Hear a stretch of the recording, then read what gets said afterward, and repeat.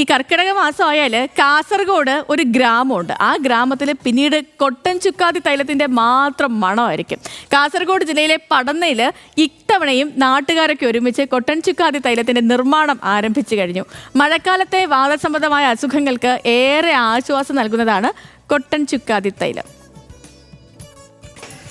പുളിയില, ഉമ്മത്തില, വെളുത്ത എരിക്കില, കൊട്ടം, ചുക്ക്, വയമ്പ്, ദേവതാരം തുടങ്ങിയ ആയുർവേദ മരുന്നുകൾ ചേർത്താണ് തൈലം തയ്യാറാക്കുന്നത്.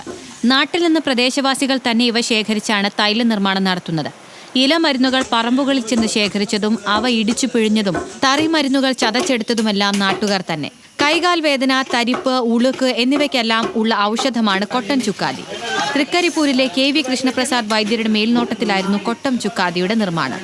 വാദഹരങ്ങളായ മരുന്നുകൾ, കരിനെച്ചി, കൂടാതെ ആവണക്ക്, ഉമ്മത്തല, ഇതൊക്കെ ഞങ്ങൾ എൻ്റെ അച്ഛനിൽ നിന്ന് തന്നെ പകർന്നു കിട്ടിയ പരമ്പരാഗതമായ അറിവ് വെച്ചുകൊണ്ടുള്ള തൈല നിർമ്മാണം വർഷങ്ങളായി ഇപ്പോൾ കുഞ്ഞീശ്വരൻ മാഷ് വാർഡ് മെമ്പറായ കാലം മുതൽ ചെയ്തു വരുന്നു. 3 വർഷമായി തൈലം വിതരണം ആരംഭിച്ചിട്ട് വാർഡ് മെമ്പറും സിനിമാ താരവുമായ PP കുഞ്ഞികൃഷ്ണനാണ് മുടങ്ങാതെ വയോജനങ്ങൾക്ക് തൈലം എത്തിച്ചു നൽകുന്നത്. നമ്മുടെ തൃക്കരിപ്പൂരിലെ കൃഷ്ണ പ്രസാദ് വൈദ്യരുടെ സഹായത്തോടെ നേതൃത്വത്തിൽ നമ്മുടെ വാർഡിലെ വയോജനങ്ങൾക്കായി കൊട്ടൻ ചുക്കാദി തൈലം ഉണ്ടാക്കിയാണ്. ഒരുപാട് പേരുടെ കൂട്ടായ്മ, വയോജനങ്ങളുടെയും വയോജന കുടുംബശ്രീ പ്രവർത്തകരുടെയും എല്ലാം കൂട്ടായ്മയിലൂടെ തയ്യാറാക്കുകയാണ്.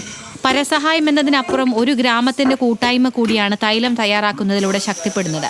ന്യൂസ് മലയാളം, കാസർഗോഡ്.